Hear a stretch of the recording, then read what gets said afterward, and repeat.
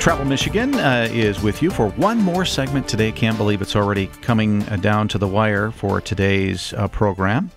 It's been a good one, and we are going to wrap it up with a great guest to tell us about a great event. Absolutely. We are here with Chris Collins, who's the artistic director of the Detroit Jazz Festival. So welcome to the show, Chris. Thanks. It's a pleasure to be here. So this is a terrific festival. It's coming up in about a week and a half, August 30th through September 2nd. But why don't you introduce folks to the Detroit Jazz Festival and kind of how it got started and what it's all about?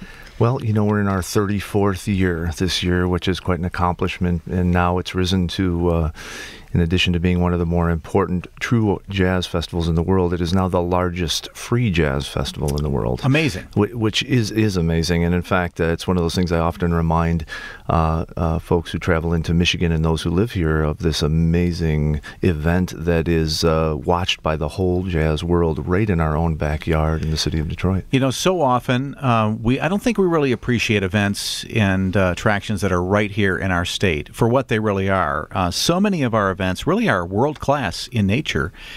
This is truly a premier event, and the fact that it's free gets me all giggly because it's just a great event.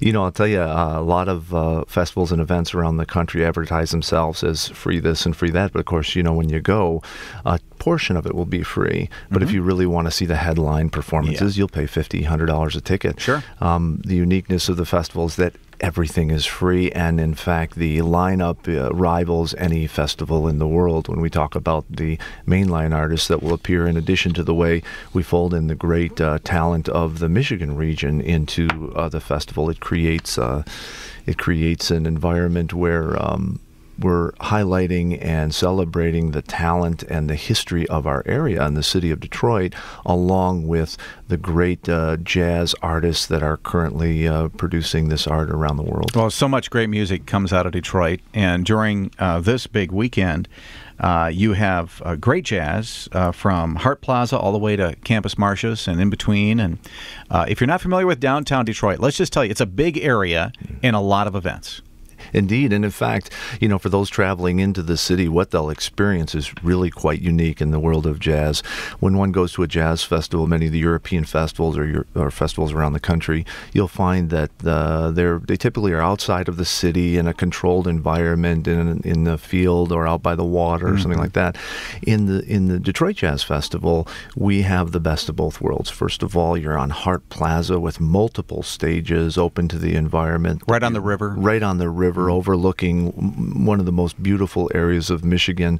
And then you move up, we close off Woodward, so it's a walking path up Woodward right into the middle of Cadillac Square in the downtown area. And there's our Chase main stage, where last year folks saw the lights of Sonny Rollins and Wynton Marsalis and Pat Metheny. And you experience jazz in the center of the urban setting, which is really where this music was born and grew up. So there's a really interesting, visceral feel coming to the Detroit Jazz Festival. Well, you know, I actually love city events. You know, even though I kind of grew up in the country and still kind of live in the country, I love coming to the big city of Detroit because it offers so much just on an everyday experience. It is a great city, and I know it's gone through a lot of problems. It will go through a lot of problems in the future as well. But as a visitation experience, Detroit offers so much. I can't think of any better time to come than during the Jazz Fest.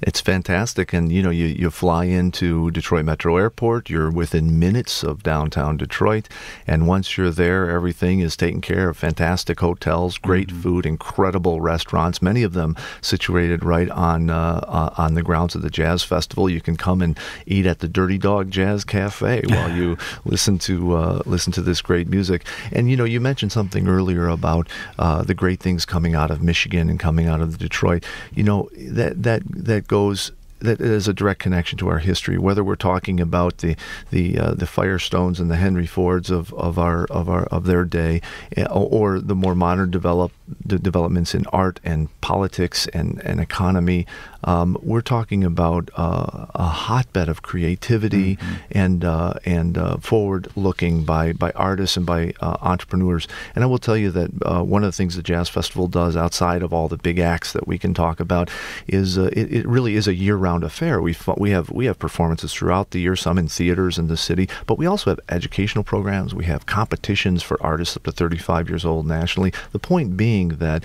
we really understand our connection, the Detroit Jazz Festival, with this environment that creates creative young people and spectacularly diverse artists. And we try to find ways not only to seek those artists out, but provide them with opportunities for educating themselves in the arts and connecting them with the great mentors of the craft they're involved with, and then ultimately providing them with performance opportunities that present them to the world. That's really incredible.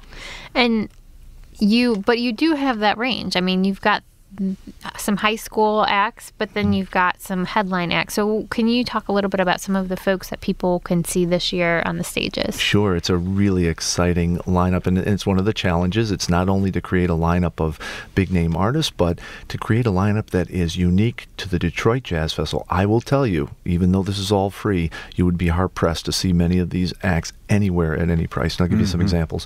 Our Friday night is our opening night. We have two special acts. Our artist in residence, the great Danilo Perez from Panama. He's been the pianist with the Wayne Shorter Quartet for many years, but he's doing his Panama 500 group, followed by a really amazing performance. It will be David Murray's big band. David Murray, the great blues, R&B, and free jazz saxophonist from New York City, jazz legend. On vocals will be the great Macy Gray. Wow. And I'm here to tell you, the way she sings jazz is like, many people know her pop and blues background, but so that will be an opening night to remember. And we get in the heart of the festival, Saturday and Sunday, Monday, you're going to be able to see acts like the Ahmad Jamal Quartet, McCoy Tyner with tap dancer Savion Glover. It's a really unique combination. The great Eddie Daniels with Roger Kellaway, and with him will be Doug Coffin, a painter who will be on stage, famous painter from the Southwest, who will be painting to the improvisations of the act, and then the painting will be available through a raffle at the Detroit Jazz Festival.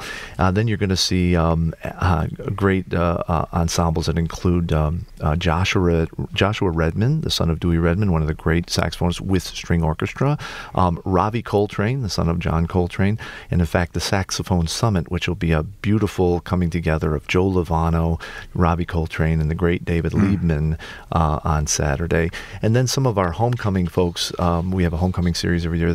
One of our great sisters, Sheila Jordan, one of the NEA Jazz Masters, she's coming back to perform with string orchestra and the Alan Broadbent Trio, that'll just set the house on fire. We also have John Schofield, Bill Frisell, and the list goes on and on. I encourage people to go to DetroitJazzFest.com to see the lineup, because I'll tell you have to plan carefully to hit all 5 venues and see what you want to see. That's top of your head. You came up with all that. I could just listen to him all day.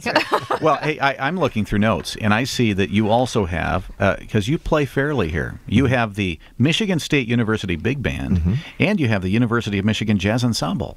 Wow. Yeah, and indeed, in fact, Danilo Perez, his final night, his closing thing will be his Panama Suite on Monday, which will bring together the Wayne State University Big Band, our right in the middle of Detroit, the main university, along with some guests from the other universities and some professional musicians, and our winner from last year's youth vocal competition will be singing his very special piece called Till Then. So it'll be a real community performance that brings together professionals with upcoming artists from our university scene. I'm already excited about it. I can't wait for the Detroit Jazz Festival coming up very soon, August 30th through September 2nd. And if you'd like more information, just head to DetroitJazzFest.com. Chris, thank you for joining us today. My pleasure. Chris Collins, Artistic Director of the Detroit Jazz Festival. And again, go to DetroitJazzFest.com for more information on the biggest free jazz festival the world knows. Well, that's all the time we have for Travel Michigan for today. Can't believe it's already wrapping up. Invite you to join us next week, though, as we bring you more great information about traveling all throughout the state of Michigan. On behalf of Michelle Banache, I want to thank Mark Blackwell for engineering today's program, and thank all of our guests, and thank you for joining us right here on Travel Michigan, where your trip begins at Michigan.org.